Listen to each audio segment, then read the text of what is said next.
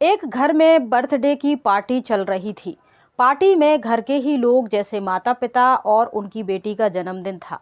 अपनी बेटी के केक काटने की तैयारी थी। पार्टी होने ही वाली थी, इतने में बेटा कहीं से घूम घाम के घर में एंटर होता है। ये सब माहौल देखकर बेटा भड़क जाता है और कहता है, हाँ हाँ, बेटी पर ही सारा प्यार लुटाओ, पैसा धन दौलत प्यार सब कुछ बेटी पर ही लुटाते हो। बेटी की पार्टियां दी जा रही हैं, हर ख्वाहिश पूरी की जा रही है। बेटा तो जैसे पराया है, बेटे के लिए आपके दिल में भी कुछ नहीं है और आपकी प्रॉपर्टी धन में भी कुछ नहीं है। इस पर पिता नाराज हो जाते हैं और बेटे को जोरदार थप्पड़ मारते हुए कहते हैं कि तुम इसी लायक हो, तुम किसी लायक नहीं हो। दिन भर अपने दोस्तों के साथ आवारागर्दी करते हो, इधर उधर घूमते रहते हो। तुम्हें घर के काम काजों से, पढ़ाई लिखाई से और कंपटीशन एग्जाम की तैयारी करने से कोई मतलब नहीं है। बस तुमने बीए कर लिया है और तुम घूमते रहते हो फालतू। जैसे ही पिता उस पर हाथ उठाते हैं, बेटा नाराज होकर घर से चला जाता है। थोड़ी देर बाद वो वापस आ जाता है। पार्टी होती है, बहन का केक कटता है। नमस्कार दोस्तों, ये जो सच्ची घटना हम आपको बता रहे हैं, ये राष्ट्रीय राजधानी दिल्ली के दक्षिण जिले के अंतर्गत एक गांव आता है, देवली। यहाँ एक रिटायर फौजी जो होते हैं अपनी परिवार के साथ रहते हैं। इनका नाम होता है राजेश। ये 53 वर्षीय हैं। इनकी पत्नी कोमल और इनकी बेटी कविता, बेटा अर्जुन जो कि बीए का छात्र है। बेटी पढ़ाई पूरी करने के बाद यूपीएससी की तैयारी कर रही है और बेटे को बॉक्सिंग में इंटरेस्ट है। वो जिम जाता है, बॉक्सिंग करता है और एक दो मैच भी उनने लोकल के जीते हैं और सबसे ज़्यादा जो उसका फोकस है वो बॉक्सिंग में ही है। रोज़ सुबह 4-5 बजे उठ के वो जिम जाता है, वॉक करता है और अपनी पूरी बॉक्सिंग पे फोकस करता है। लेकिन पिता चाहते हैं कि ये जो मेरा बेटा अर्जुन है, ये भी कंपटीशन एग्ज़ाम की तैयारी करे और किसी सरकारी अफसर बने, किसी सरकारी अफसर के रूप में बड़ा पद प्राप्त करे। लेकिन बेटे को इन सब में इंटरेस्ट नहीं था। वो तो सिर्फ अपने दोस्तों के साथ जिम जाता था, जो देवली गांव से 20 किलोमीटर दूर एक जिम सेंटर है, वहां जाता था और जिम करता था, वॉक करता था और पूरा फोकस जो था अपनी बॉक्सिंग में लगाता था। पिता को, जो कि रिटायर फौजी हैं, उनको ये सब कुछ पसंद नहीं था, इसलिए बेटे में और इनके पिता में अक्सर झड़प होती थी। और झड़प इतनी होती थी कि कहीं भी पार्टी में, प्रोग्राम, फंक्शन में, चौराहे पे, घर में, लोगों के सामने, मेहमानों के सामने, माँ बहन के सामने बेटे पर हाथ उठा देते थे, जो कि जवान बेटा है, हाथ नहीं उठाना चाहिए मेरे ख्याल से तो। बाकी आप लोग जो सोचते हो तो अपनी राय ज़रूर बताइएगा। उठा देते थे। इस पर बेटा उनसे थोड़ा सा चिढ़ा हुआ रहता था। घर में बहन का जन्मदिन था तो बहन के जन्मदिन की तैयारी हो रही थी, केक कट रहा था। भाई आ जाता है और नाराज होकर कहता है कि देखो, बहन के लिए सब कुछ करते हो, जो मांगती है वो देते हो, पढ़ाई के लिए भी दिल खोल के पैसा खर्च कर रहे हो, उसकी हर ख्वाहिश पूरी करते हो, जन्मदिन भी हर साल बहुत शानो शौकत से मनाते हो, जैसे तुम्हारी इकलौती संतान तुम्हारी बेटी ही सब कुछ है। तुमने धन, प्रॉपर्टी, बैंक अकाउंट सब में नॉमिनेट बहन को बना रखा है, सब उसके नाम कर दिया है, मेरे लिए तुमने कुछ भी नहीं छोड़ा है। तब उनके पिता नाराज होते हैं और अर्जुन पर जोरदार थप्पड़ मार देते हैं। इससे अर्जुन थोड़ा सा नाराज होकर अपने कमरे में चला जाता है और इनका केक कटता है और ये बात यहीं ख़त्म हो जाती है। लेकिन ये पहली बार नहीं था जब अर्जुन के पिता राजेश ने अर्जुन को थप्पड़ मारा हो। वो पहले भी कई जगहों पर, कई मौक़ों पर अर्जुन को ये कहते हुए थप्पड़ मार देते थे कि तुम नालायक हो, आवारागर्दी करते रहते हो, तुम पढ़ाई लिखाई में ध्यान नहीं देते हो, कंपटीशन एग्ज़ाम में तुम्हारी कोई रुचि नहीं है और मैं चाहता हूँ कि तुम सरकारी ऑफिसर बनो। इस बातों को लेकर अक्सर उनके बीच झड़प हो जाया करती थी और इस पर जो अर्जुन है उसके मन में खुन्नस बनती जा रही थी। अब क्या होता है, थोड़े समय के बाद इनकी शादी की सालगिरह आने वाली होती है, अर्जुन, राजेश और उनकी पत्नी कोमल की, यानी अर्जुन के माता पिता की। सुबह उनकी शादी की सालगिरह थी। रोज़ की तरह अर्जुन उठता है और कहता है कि माँ, दरवाज़ा बंद कर लेना, मैं वॉक करने के लिए यानी घूमने के लिए जा रहा हूँ, वहाँ से जिम चला जाऊँगा, मैं 2-3 घंटे में लौट के आऊँगा, दरवाज़ा खुला है, आप बंद कर लेना। आवाज़ उसने इतनी तेज़ दी थी कि आसपास के घरों के मोहल्ले में भी वो आवाज़, जो गांव में नज़दीक में जो लोग रह रहे थे उनको भी सुनाई दिया था कि अर्जुन घूमने, क्योंकि सब गांव वालों को पता था अर्जुन बॉक्सिंग में इंटरेस्टेड है, तो वो सुबह घूमने दौड़ने जाता ही है, जिम भी जाता है। तो रोज़ की तरह वो इस दिन भी गया था। ये समय था 4 दिसंबर 2024 की, वह सुबह के 4 बज रहे थे और वो वहाँ से जाता है।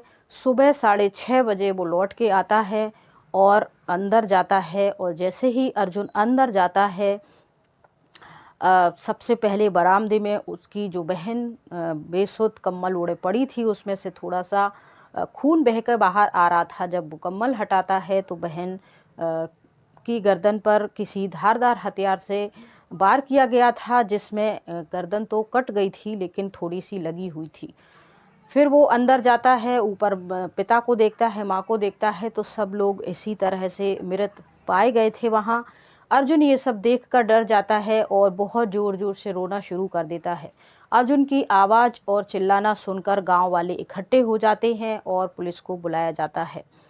अब जो कि रिटायर फौजी थे, जाने माने थे, बड़े लोगों में इनका बैठना उठना था, और घर में और गांव में सब इनका माहौल सब ठीक ठाक था। पार्टी वगैरह भी 10 दिन पहले ही ये अपने रिश्तेदार के यहाँ शादी में गए थे। जो माहौल शादी ब्याह का था वो बहुत अच्छा था और खुशियाँ थी, घर में किसी बात की कोई परेशानी नहीं थी।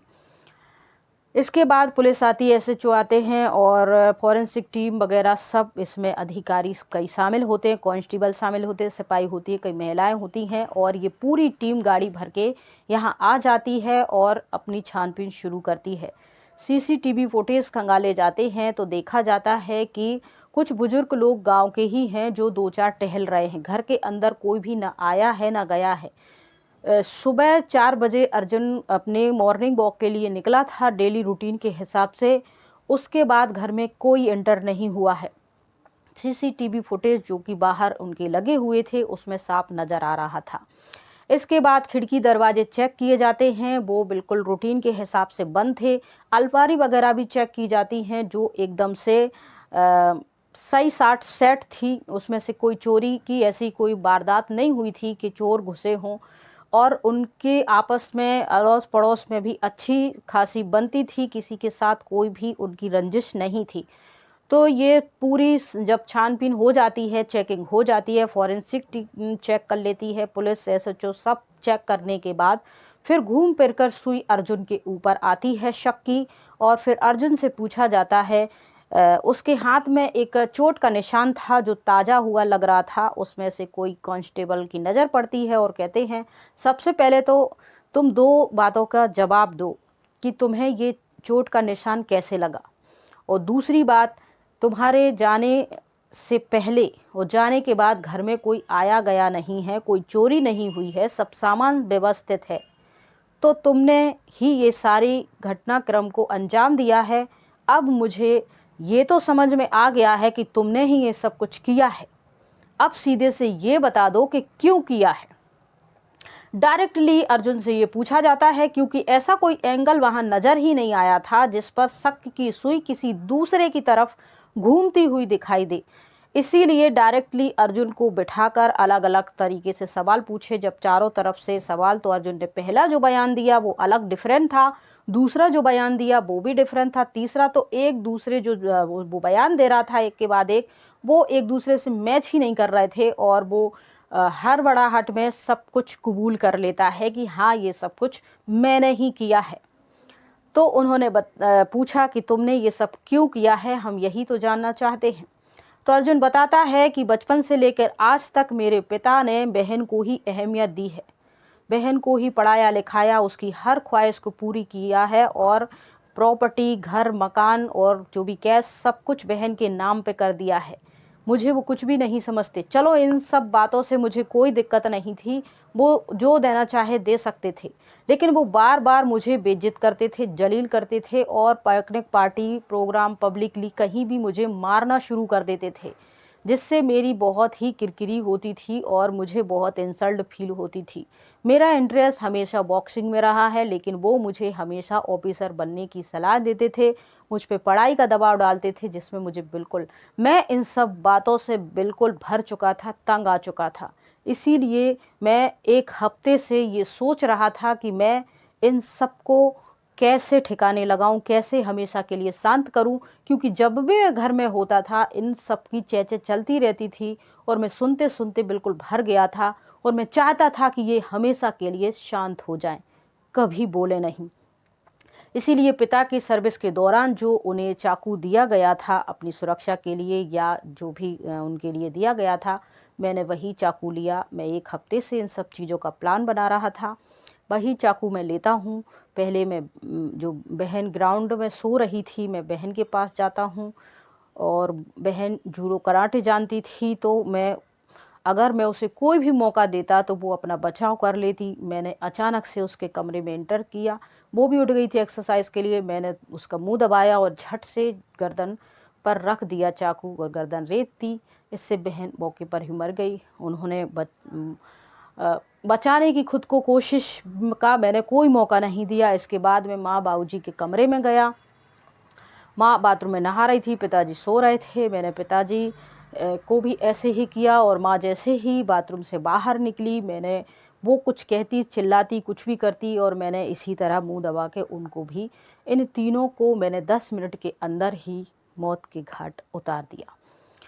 ये सब कबूल कर लेते हैं। तो ये कहानी जो हमने आपको बताई है ये बिल्कुल सच है और मीडिया रिपोर्ट्स के मुताबिक ये जो बयान है अर्जुन ने दिया है, तो ये सब कहानी सुनकर हम सिर्फ इसी नतीजे पे पहुंचते हैं और हमारा खुद का ओपिनियन ये है कि आप अपने बच्चे हैं तो आप उनके पेरेंट्स हैं तो आप पर हक बनता है, लेकिन जब बच्चे बड़े होते जाते हैं तो वो कुछ अपने लिए भी, आपके भी बच्चे होंगे और आप उन पर किसी भी तरीके का दबाव नहीं डालिए। आप उनके अच्छे बुरे के बारे में उनसे बैठकर बातचीत कर सकते हैं, उन्हें अच्छे बुरे का रास्ता बता सकते हैं, समझ दे सकते हैं, कैरियर के ऑप्शन दे सकते हैं, लेकिन किसी भी तरीके का ऐसा दबाव नहीं डाल सकते कि आपको यही करना है। क्योंकि इससे क्या होगा, अगर आपके पास सही दुनियादारी का ज्ञान है, आप अनुभव हो, आपने जॉब किया है, आप चाहते हो आपके बच्चे, हर माँ बाप चाहते हैं और हर माँ बाप अपने बच्चों का भविष्य देख रहे होते हैं क्योंकि उन्होंने अपनी जीवन जी होती है। तो वो सोचते हैं कि हम भी अपने बच्चों के लिए, हम जो सोच रहे हैं, जो उनको रास्ता दिखा रहे हैं वो ही बिल्कुल सही है और वो बच्चा उस पर चल जाए तो इसका भविष्य बन जाएगा। ये हमारा अपना पर्सनल सोच है, तो अच्छी सोच है ये हर माता पिता की।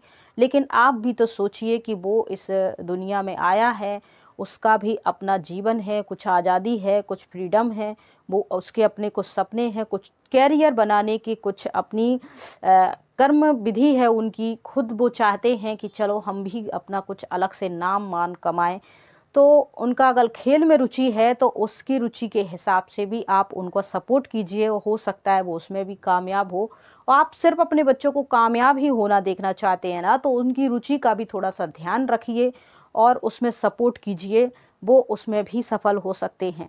दूसरी बात, आप उनके लिए सही रास्ता दिखा रहे हैं, उनमें उसकी मदद भी कर रहे हैं और आपको लगता है इसी रास्ते पर चलकर ये सक्सेस हो जाएंगे, तो आप सिर्फ बता सकते हो कि देखो ये रास्ते हैं, आप इस पे चलिए।